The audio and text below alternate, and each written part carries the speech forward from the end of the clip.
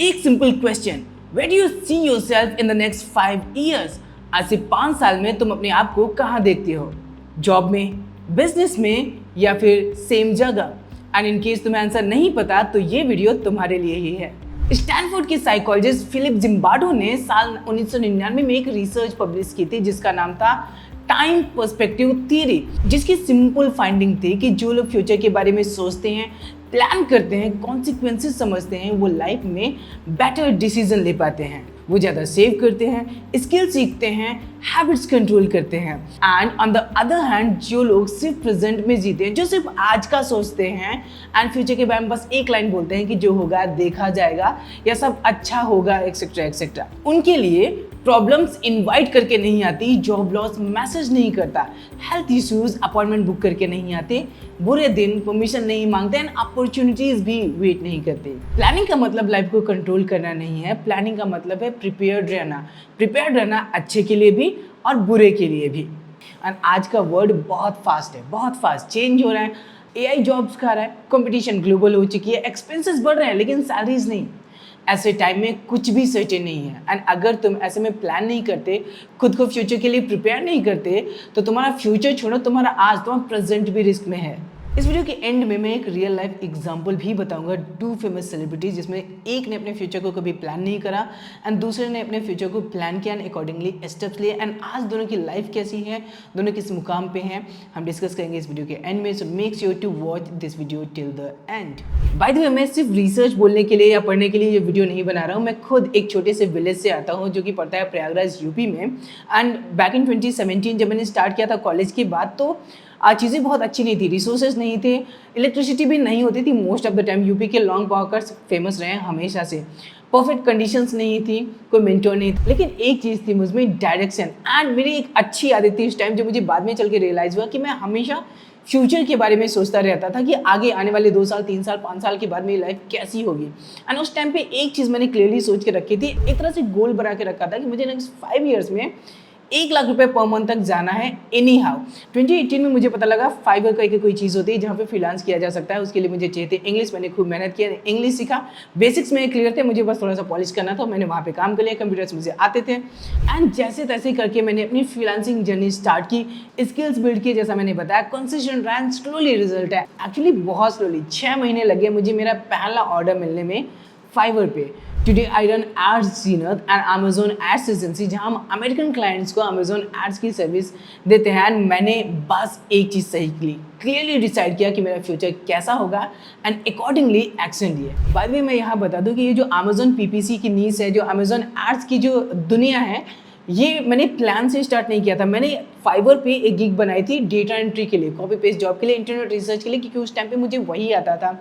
एक क्लाइंट मिला जिसने मुझे अमेजोन एड्स का कुछ टास्क दिया, मैंने उसके बारे में थोड़ा रिसर्च किया एंड चूँकि 6 महीने ऑलरेडी हो चुके तो I was about to give up कि मैं चलो कुछ और ट्राई करते हैं। एंड मैंने बस उस ऑर्डर को ऐसे ही ले लिया एंड फिर मैंने यूट्यूब पे, इंटरनेट पे रिसर्च कर करके वो ऑर्डर किसी तरह से कंप्लीट किया एंड उस ऑर्डर के बदले मुझे मिले $70। मैं खुश हो गया। फिर मैं उस क्लाइंट के साथ काम करता रहा एंड साथ के साथ अमेजोन पीपीसी को सीखता रहा और इस तरह से मेरी अमेजोन पीपीसी की दुनिया में एंट्री, और आज मैं खुद की एड्स एजेंसी चला रहा हूँ सेम फील्ड में। सो आई नेवर प्लान कि मैं अमेजोन एड्स जैसी कोई चीज़ करूँगा। सो ऐसा हो सकता है कि तुम जैसा प्लान करो चीज़ें एग्जैक्टली वैसी ना हो, बट अगर तुम लाइफ में प्लान करते हो, प्रिपेयर्ड रहते हो तो तुम्हारे साथ 2 चीज़ें अच्छी होती हैं। पहला, you are prepared to handle the situations better.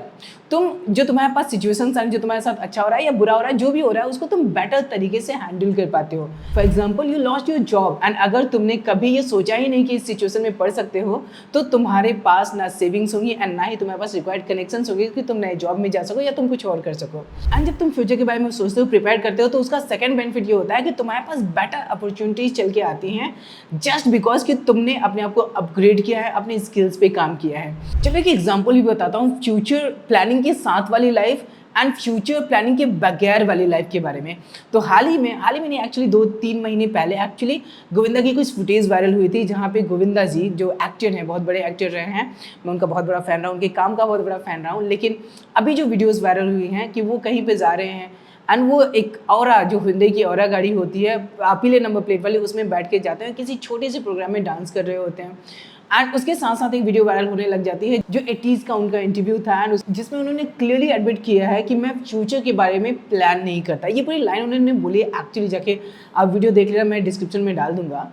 मैं अकेला शायद ऐसा आदमी हूँ जो अपना भविष्य कभी प्लान नहीं करता। एंड नाउ अभी देखो वो किस सिचुएशन में है। उनके पास फिल्में नहीं, उनका खुद का कोई प्रोडक्शन नहीं है एंड एटलीस्ट वो इतने सक्सेसफुल तो नहीं है जितना उन्हें होना चाहिए था, बिकॉज उन्होंने स्टारडम का वो दौर देखा है जहाँ Govinda was the biggest superstar इन बॉलीवुड और I can say in India. And बचपन में मुझे भी याद है कि जो हीरो होते हैं बचपन में मुझे एक ही नाम पता था, वो है गोविंदा।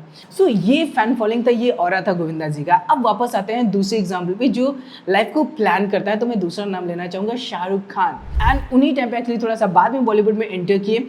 उन्होंने अपने आप को प्रिपेयर करा, प्रैक्टिस किया, अपने लुक्स पे काम किया, अपने डांस पे काम किया, अपने प्रेजेंटेशन पे काम किया, स्किल्स पे काम किया, स्टोरी टेलिंग पे काम किया, स्पीचेस पे काम किया, एड्स किए, अपना खुद का प्रोडक्शन हाउस लॉन्च किया रेड चिलीज नाम से। दुनिया भर की चीज़ें वो करते रहे जो उनसे बन सका। एंड आज शाहरुख खान दुनिया के रिचेस्ट एक्टर्स में से एक हैं।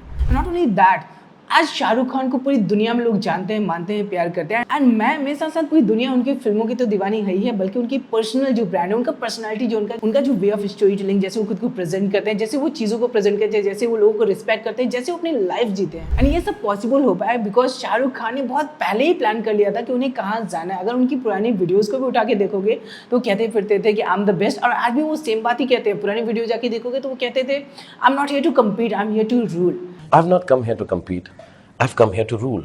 तो इस तरह की वो बातें करते थे, इस तरह की मेंटालिटी थी। एंड उसका रिजल्ट, उसका आउटकम क्या है वो तुम्हारे सामने है। तो तुम्हें अपनी लाइफ को प्लान करना है या सिर्फ एक एक्सक्यूज देना है कि तुम्हारे हिसाब से चीज़ें नहीं होंगी, प्लान करने का कोई मतलब नहीं है, जो होगा देखा जाएगा, सब अच्छा होगा वगैरह वगैरह। फिलिप जिम्बार्डो की रिसर्च एक चीज़ कंफर्म करती है कि जो लोग फ्यूचर देखते हैं, फ्यूचर के बारे में सोचते हैं, प्लान करते हैं, वो अपने फ्यूचर को बेटर तरीके से डिज़ाइन कर पाते हैं। So that's it for today's video. I hope कि तुम्हें ये वीडियो अच्छी लगी हो। अगर तुमने इस वीडियो से कुछ सीखा हो तो लाइक करना है एंड शेयर करना है इस वीडियो को अपने दोस्तों के साथ। एंड कमेंट में बताओ कि where do you see yourself in the next 5 years. मिलते हैं बहुत जल्द एक नई वीडियो, एक नए टॉपिक के साथ। सब्सक्राइब कर लेना कि इस तरह की वीडियोस तुम्हें देखना अच्छा लगता है। Bye bye.